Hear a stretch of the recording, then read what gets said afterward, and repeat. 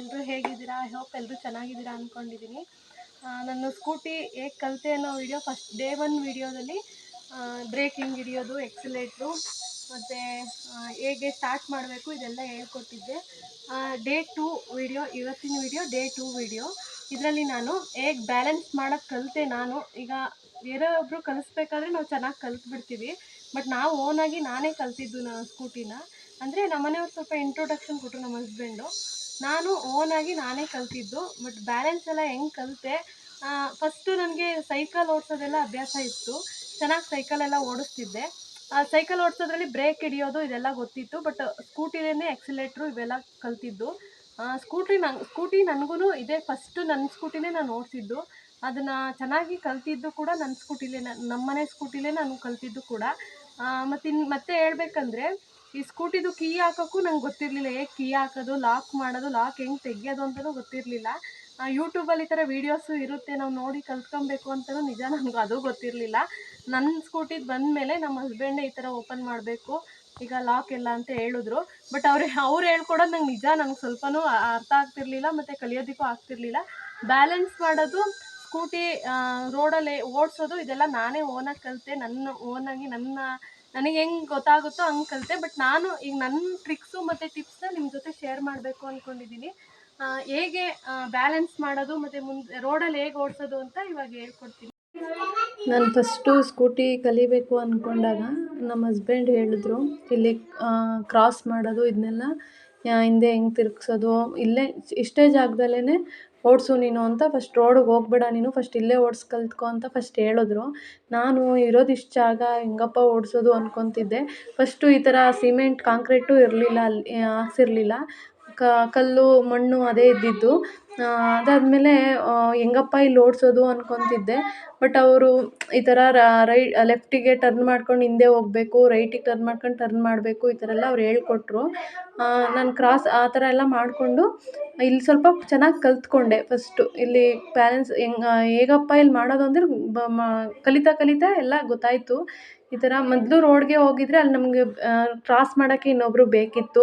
ಈಗ ಸ್ವಲ್ಪ ದೂರ ಹೋಗಿರ್ತೀವಿ, ಅಲ್ಲಿ ಟರ್ನ್ ಮಾಡಬೇಕು ಅಂದರೆ ಯಾರಾದ್ರು ಬಂದು ಟರ್ನ್ ಮಾಡಿಕೊಡ್ಬೇಕಿತ್ತು. ಬಟ್ ಇಲ್ಲಿ ಟರ್ನ್ ಎಲ್ಲ ಕಲಿತು ನಾವು ರೋಡಿಗೆ ಇಳಿದಿದ್ದರಿಂದ ಅದೆಲ್ಲ ನಾವೇ ನೋಡ್ಕೊಬೋದಿತ್ತಲ್ಲಿ.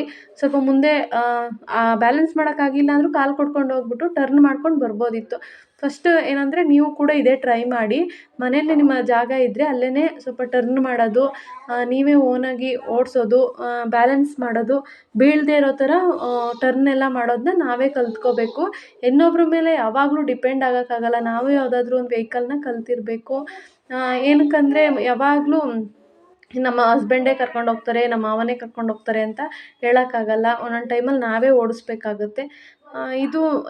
ಈ ಟಿಪ್ಸು ನನಗೆ ಚೆನ್ನಾಗಿ ಫಾಲೋ ಆಯಿತು. ಈ ಟಿಪ್ಸ್ನ ನೀವು ನಿಮ್ಮ ಸ್ಕೂಟಿ ಓಡಿಸ್ಬೇಕಾದ್ರೆ ನೀವು ಇದನ್ನು ಟ್ರೈ ಮಾಡಿ. ಈ ಥರ ಟಿಪ್ಸ್ನ ನಿಮ್ಮ ಮನೆ ಇರೋವಂಥ ಸ್ವಲ್ಪ ಜಾಗದಲ್ಲೇ ಕ್ರಾಸ್ ಮಾಡೋದು, ಟರ್ನ್ ಮಾಡೋದು ಇದನ್ನೆಲ್ಲ ಕಲ್ತ್ಕೊಳ್ಳಿ. ಇದೇ ರೋಡಲ್ಲಿ ನಾನು ಸ್ಕೂಟಿ ಓಡಿಸೋದನ್ನ ಕಲಿತಿದ್ದು. ಈ ರೋಡಲ್ಲಿ ಹೇಗೆ ನಾನು ಕಲಿತಿದ್ದು ಅಂದರೆ, ಇಲ್ಲಿ ನೋಡಿ ಕೆಳಗಡೆ ಫುಲ್ ಡೌನ್ ಇದೆ, ಇದು ಮೇಲ್ಗಡೆ ಅಪ್ ಇದೆ.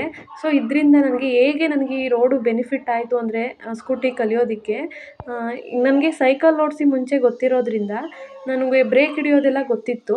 ಸೊ ಅದರಿಂದ ನಾನು ಜಸ್ಟ್ ಅದನ್ನು ಅಂದರೆ ಹೇಳ್ತಾರಲ್ಲ, ಬ್ರೇಕ್ ಇಟ್ಕೊಂಡು ನಾನು ಎಕ್ಸ್ಲೇಟ್ರ್ ಕೊಡ್ತಿರಲಿಲ್ಲ, ಡೌನಲ್ಲೇ ಬ್ಯಾಲೆನ್ಸ್ ಮಾಡೋದು ಕಲಿತೆ. ಆ ಕಡೆ ಈ ಕಡೆ ಕಾಲು ಕೊಟ್ಕೊಂಡು 1-2 ದಿನ ಟ್ರೈ ಮಾಡಿದೆ ಅಷ್ಟೇ. ಆ ಕಡೆ ಈ ಕಡೆ ಕಾಲು ಕೊಟ್ಕೊಂಡು ಇದೇ ರೋಡಲ್ಲಿ ಪ್ರಾಕ್ಟೀಸ್ ಮಾಡ್ತಿದ್ದೆ. ನಾನು ಎಕ್ಸ್ಲೇಟ್ರ್ ಕೊಡ್ತಿರಲಿಲ್ಲ. ಬರಬೇಕಾದ್ರೆ ಮಾತ್ರ ಎಕ್ಸ್ಲೇಟ್ರ್ ಕೊಟ್ಕೊಂಡು ಸ್ವಲ್ಪ ದೂರ, ಅದು ನಂಗೆ ನೀಟಾಗಿ ಓಡ್ಸೋಕ್ಕೆ ಬರ್ತಿರಲಿಲ್ಲ ಅಲ್ವಾ. ಸೊ ಅದು ಸ್ವಲ್ಪ ದೂರ ಕಾಲು ಕೊಟ್ಕೊಂಡು ಬರ್ತಿದ್ದೆ. ಕೆಳಗಡೆ ಡೌನಲ್ಲಿ ಬ್ಯಾಲೆನ್ಸ್ ಮಾಡ್ಕೊಂಡು ಹೋಗ್ತಿದ್ದೆ. ಅದಾದ್ಮೇಲೆ ಬರಬೇಕಾದ್ರೆ ಎಕ್ಸ್ಲೇಟ್ರು ಸ್ವಲ್ಪನೇ ಕೊಡ್ಕೊಂಡು, ಅಂದರೆ ಮೊದಲು ನಂಗೆ ಎಕ್ಸ್ಲೇಟ್ರನ್ನ ಸ್ಲೋವಾಗಿ ಮೀಡಿಯಮ್ ಕೊಡೋಕ್ಕೆ ಬರ್ತಿರಲಿಲ್ಲ. ಒಂದೇ ಸಲ ಜಾಸ್ತಿ ಕೊಟ್ಬಿಡ್ತಿದ್ದೆ, ಇಲ್ಲ ಒಂದೇ ಸಲ ಕೊಡ್ತಾನೇ ಇರಲಿಲ್ಲ. ಕಡಿಮೆ ಕೊಡ್ತಾ ಅದು ಮೂವೇ ಆಗ್ತಿರಲಿಲ್ಲ. ಆ ಥರ ಮಾಡ್ತಿದ್ದೆ. ಅದಾದಮೇಲೆ ಒಂದೊಂದು ದಿನಕ್ಕೂ ಇಂಪ್ರೂವ್ಮೆಂಟ್ ಆಗ್ತಾ ಬಂದೆ. ಸ್ವಲ್ಪನೇ ಕೊಡ್ತಾ ಅದು ಗೊತ್ತಾಗ್ತಿತ್ತು. ಅಂದರೆ ನನಗೆ ಏನು ಕನ್ಫ್ಯೂಸ್ ಆಗ್ತಿತ್ತು ಅಂದರೆ ಎಕ್ಸ್ಲೇಟ್ರ್ ಹೆಂಗೆ ಕೊಡೋದು ಅನ್ನೋದೇ ಗೊತ್ತಾಗ್ತಿರ್ಲಿಲ್ಲ. ಜಾಸ್ತಿ ಕೊಟ್ಬಿಟ್ರೆ ಜಾಸ್ತಿ ಸ್ಪೀಡಾಗಿ ಹೋಗ್ಬಿಡೋದು, ಕಡಿಮೆ ಕೊಟ್ಟರೆ ಮೂವೇ ಆಗ್ತಿರಲಿಲ್ಲ. ಮತ್ತು ಈ ನನ್ನ ಸ್ಕೂಟಿ ಓಡಿಸೋದು ಇವತ್ತು ಹೇಗೆ ಟರ್ನ್ ಮಾಡೋದು, ಮತ್ತು ಎಕ್ಸ್ಲೇಟ್ರ್ ಹೆಂಗೆ ಕೊಡೋದು, ಬ್ಯಾಲೆನ್ಸ್ ಮಾಡೋದು ಎಲ್ಲದ್ರ ಬಗ್ಗೆ ಹೇಳಿದ್ದೀನಿ ಫ್ರೆಂಡ್ಸ್, ಇವಾಗ ಹೇಳ್ಕೊಟ್ಟಿದ್ದೀನಿ. ಮತ್ತು ವಿಡಿಯೋ ಇಷ್ಟ ಆಗಿದರೆ ಒಂದು ಲೈಕ್ ಕೊಡಿ. ಇನ್ನೂ ಯಾರೆಲ್ಲ ನನ್ನ ಯೂಟ್ಯೂಬ್ ಚಾನಲ್ನ ಸಬ್ಸ್ಕ್ರೈಬ್ ಮಾಡ್ಕೊಂಡಿಲ್ಲ ಪ್ಲೀಸ್ ಸಬ್ಸ್ಕ್ರೈಬ್ ಮಾಡ್ಕೊಳ್ಳಿ. Thank you.